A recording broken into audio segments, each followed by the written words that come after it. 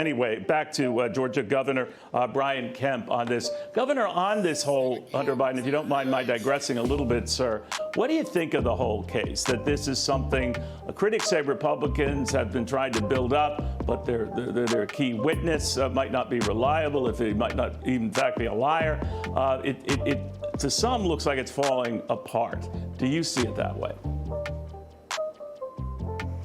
Yeah, it'd be hard for me to say, Neil. You know, we've had a lot of really horrible things we've been dealing with down here in the state of Georgia. We've lost 2 state patrolmen in the line of duty in just a couple of weeks.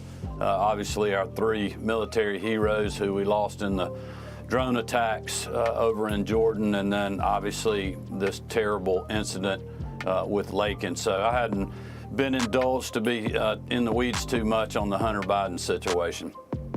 No, I can well understand, sir. But let me ask you a little bit about, you know, something that you do care a great deal about, and the death of this 22-year-old girl at the hands of an illegal immigrant, allegedly. If he was the one behind it, there were plenty of opportunities for border officials to arrest him and send him back to Venezuela. They never did so. There were a lot of cracks in the system. He was able to buck the system and allegedly pull this off. What do you think of how this is handled? Well, I mean, that's what's so frustrating about this whole thing, Neil. I mean, really, when you think about when and where it started in 2022, this guy came across the border. You know, for over 2 years now, myself and a lot of other Republican governors have been saying we have mass migration happening at the southern border, illegal immigration. We have bad people coming into our country, people on the terror watch list coming into our country, people bringing fentanyl into our country, people bringing human trafficking into our country, and it needed to stop. And this was long before anybody, you know, started saying, hey, don't make this political or whatever.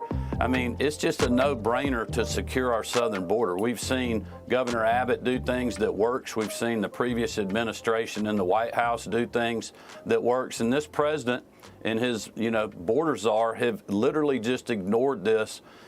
So that is the first problem, allow these people coming across a porous southern border. And then you have a situation where this person's arrested in New York and is released, and then they're arrested again in Georgia and released, and nobody's checking them. You have someone that's illegal, that's breaking our laws. I mean, they should have been deported. And now we have, you know, unfortunately, in a horrific crime, a dead 22-year-old. Do you think this bipartisan border deal that just didn't work out, Republicans blame Democrats, Democrats blame Republicans, be that as it may, Governor, could it have stopped something like this? It doesn't look like it could have, but what do you think? Well, Neil, look, to me, the buck stops with the White House and with President Biden. And I said this at the World Economic Forum over a year ago, at last year's World Economic Forum. I told Senator Manchin, Sinema, and Coombs, who, when Sinema was saying we're working on a bipartisan border deal, and I said, look, that's great. Washington, D.C. has been working on that for a decade or for 20 years now, and while you're doing that, just secure the dang border. We know how to do that. Republican governors have sent a letter, you know, suggesting ideas. We have said that we will work with this president and any future president to secure our borders. There's things that Joe Biden can do right now. There's things he could have done, you know, when the vice president said the border was secure, the Homeland Security Secretary said the border was secure, his press secretary said the border was secure, and over a year ago and over 2 years ago, there's things that they could have done. They have ignored this problem, and the American people see through that. And it's not just Republicans that are upset about this. I mean, you look at what former Senator Lieberman said. I mean, the guy was a big-time Democrat at one time, turned independent. He knows this is a problem in our country, and Middle America knows that as well, and they want, and we should demand action. I mean, we've got to keep the pressure up on the president, and I hope when he goes to the border tomorrow that he'll actually talk to somebody that will tell him what's really happening and what has been happening down there. Do you get a sense when the president had an opportunity today, Governor, to talk about crime? That was an unscheduled event. He made a point of saying the progress we've made on crime, but he did not mention at all the Lincoln Hope Riley tragic death. In fact, he didn't mention any of the cases that have come up in your state or anything having to do with anyone illegally here. Yeah, I mean, I read stories today about other instances where you had people here illegally that had committed murders and violent crimes in places like Louisiana, Maryland, and in Colorado. And we know, obviously, what happened in Georgia. And we know the amount of fentanyl that's in our country. I mean, we know the amount of people that we're losing our children to one dose of fentanyl that's coming across the southern border. We know that the cartel is being emboldened by this and enriched as well, and to not link, the crime that we have in our country with what's happening with the southern porous border that we have is just insane to me. I guess he just simply does not get it.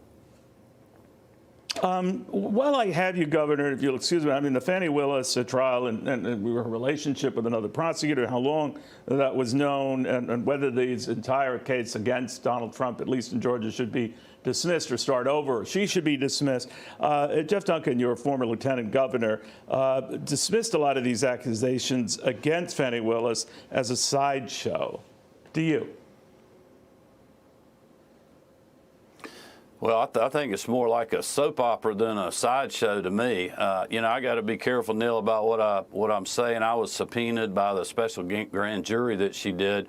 But listen, I said a long time ago that this was political, and it's gotten more political now. And I think she's understanding now the politics on the other side of this because of, quite honestly, what appears to be her own actions. But I think we need to let the judge work through this. I think Judge McAfee will work through it in a fair and good way, and we'll see what he says, and then we can take it from there. All right, but not a sideshow to you. I think his view was, Governor, and I understand how careful you have to be in answering this, that whatever you make of her relationship or anything, it shouldn't get in the way of getting to the bottom of what Donald Trump might have done to influence the final vote in your state. Well, I would just say this, Neil. When you're a prosecutor and you're picking high-profile cases, regardless if it's this one or any others, I mean, there's going to be a lot of people watching, and when you don't have your I's dotted and your T's crossed, and things like this happen, I mean, people are going to take advantage of that. She made this political, and now the other side's making it political, and it's up to Judge McAfee to be the referee, and it's going to be interesting to see what he does. Yeah, very interesting. Governor, thank you very much with all this breaking news. Always appreciate it, sir. Thanks.